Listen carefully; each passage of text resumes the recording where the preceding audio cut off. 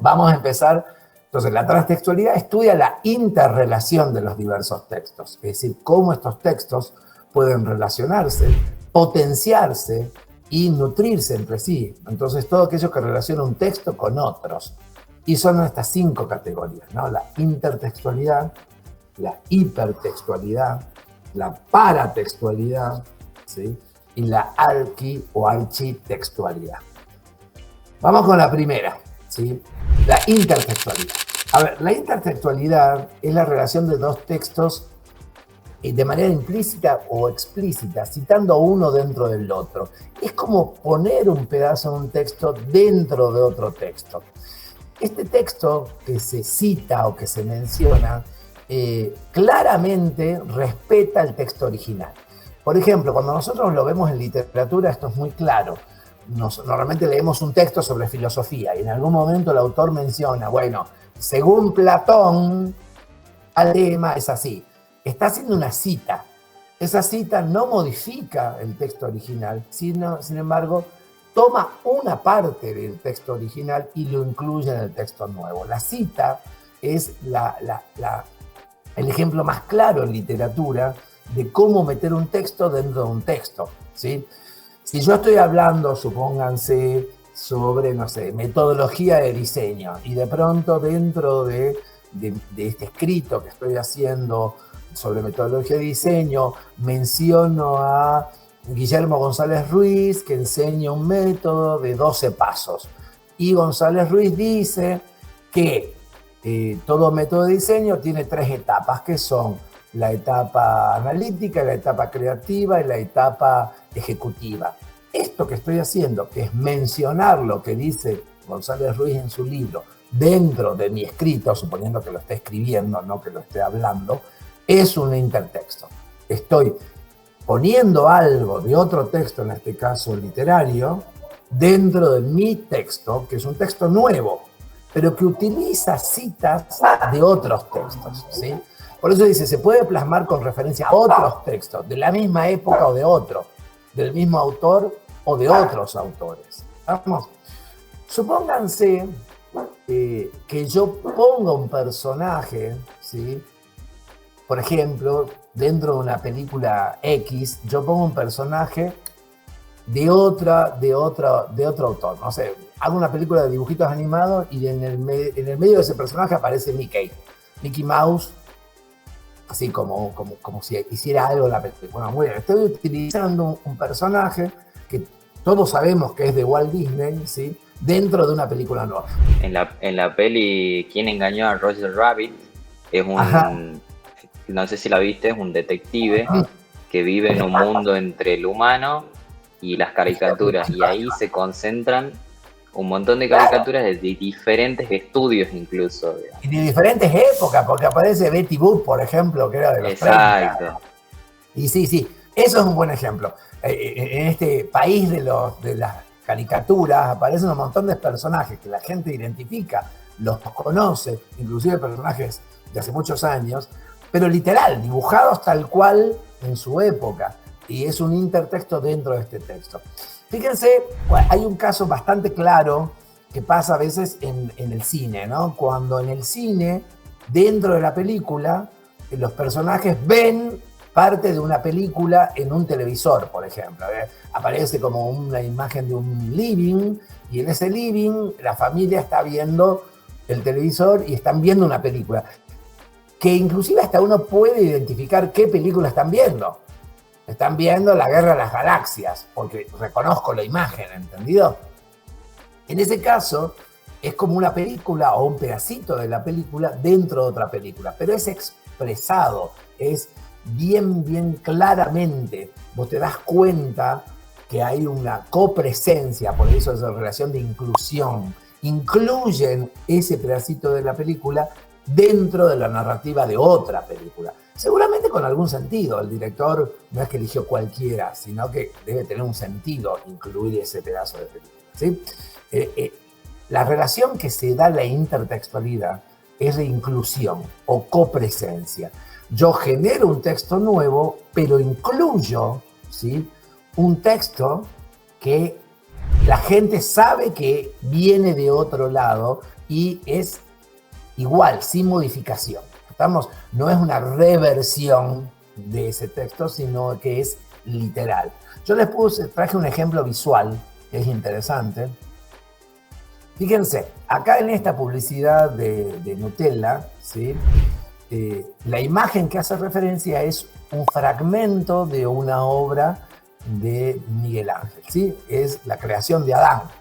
No es toda la obra, es un fragmento. Es como yo decía, es poner un pedacito de la película dentro de otra película. Acá yo no veo toda la obra, pero reconozco estas manos, reconozco esto como parte de una obra. Obviamente esta obra le suman, ¿sí? O tratan de seguir un poco el estilo, le ponen un frasco de Nutella, pero la obra que está incluida es la original. Me refiero que no es una reversión de estas manos, no es una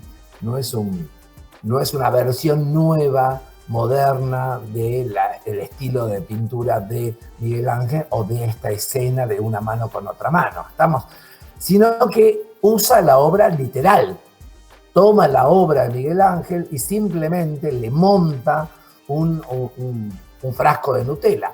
Acá hay un intertexto, porque yo puedo reconocer que hay un texto visual nuevo, ¿sí? Me está contando de que Dios le da Nutella a Adán, ¿sí? Pero usa un elemento literal, porque no lo modifica ni lo reversiona, sino que lo usa original de la imagen, haciendo referencia a una obra de arte del Renacimiento. ¿Entendido? Acá tenemos una inclusión de algo que ya existe, que es un texto visual, una obra de arte o una pintura, en este caso un fresco, porque está en el techo de la Capilla Sixtina. Toma eso, ¿sí? Es una parte de esa obra original y la incluye. Por eso es una relación de inclusión o copresencia. Hay una presencia de una obra de Miguel Ángel en un texto visual nuevo. ¿Entendido? La intertextualidad hay que entenderla siempre como una inclusión literal, ¿sí? Yo no modifico el texto original, simplemente lo acoto y lo incluyo. Digo esto porque vamos a ver que después hay otras formas de relación que se llama hipertexto, donde no es que lo incluyo, sino que lo reversiono. ¿Entendido? Pero esperen un poco. ¿Se entendió hasta acá el intertexto? Relación entre dos textos. Sí. Mateos Méndez pregunta. Sí. La pregunta es, ¿una canción que está formada por elementos sampleados de otra canción podría ser otro ejemplo de intertexto? Sí, para mí sí. A ver si entiendo. Yo no tengo mucho lenguaje musical, pero entiendo que por ahí sampleado es tomar ese trozo de un tema original y repetirlo, por ahí cambiando el tempo, cambiando cosas, en un texto nuevo. Pasa mucho en música electrónica, que uno toma al cantante o el pedacito de la canción original, ¿sí? Y la usa como un elemento constitutivo de un nuevo tema, pero es fiel a eso que tomó del texto original. Si entendemos eso que me quiere decir Mateo como lo que yo estoy diciendo, sí sería un intertexto. ¿Por qué? Porque no es que lo reversiona, sino que toma el elemento original y lo incluye. Entonces, para mí sería un intertexto. Yo creo que igual ahí hay dos ejemplos, bueno, en el tema de lo que yo pregunté, porque hay dos formas de hacer esto, de samplear. Una es respetando la canción que se toma de ejemplo tal cual, y otra es modificando esa parte que se toma para darle otro sentido. En ese caso ya no sería, ¿que no? No, a ver, cuando vos tomás el fragmento original y lo usás tal cual, incluyéndolo en el otro tema, que se suman otros elementos, ¿sí? Diríamos que es un intertexto. Ahora, cuando vos tomás eso y lo reversionás, ¿qué quiere decir reversionarlo? Tomás la melodía original, pero la tocas con otros instrumentos, con otra voz, pero vos reconocés que es la melodía original que hace. Eso ya es un hipertexto. Es como una cover. ¿Vieron el concepto de cover? Yo tomo un tema y lo versiono a mi manera. Eso no es un intertexto, eso es un hipertexto. Quiere decir que yo tomo de referencia un texto anterior, pero lo modifico poniéndole cosas nuevas que tienen que ver con mi forma de cantar, mi forma de instrumentar, mi forma. Digamos, un cover sería un hipertexto, mientras que incluir literalmente ese pedazo de ese tema y meterlo dentro de otro tema sería un intertexto, pero no hay una reversión, sino que hay, en este caso, una utilización nueva de un audio, pero original. ¿Entendido? Claro, claro. Y yo puse ahí, bueno, en el chat un ejemplo, por ejemplo, es la canción esta de Daft Punk, One More Time. Está formada por partes literales de otra canción que solamente las recortaron y le dieron otro sentido, pero son las mismas partes originales. Que sería diferente a otro caso en donde ya, por ejemplo, bueno, no se me ocurre ahora alguna canción, pero alguien que toma un sample y lo maneja de otra forma, digamos. Como por ejemplo alguna canción de Charlie o de Cerati. Perfecto, sí, es eso. ¿Quedó claro? Es decir, esto es como una delgada línea entre cuán original es ese segmento que yo estoy usando. Si el segmento es el audio original usado dentro de otra canción, sería un intertexto. Ahora, si yo reversiono, ¿sí?, con nuevos recursos, sería un hipertexto. Y para eso vamos al hipertexto. Bueno, acá les ponía la obra original para que vean de dónde sacan estas manitos. Esta es una obra del Renacimiento, Miguel Ángel.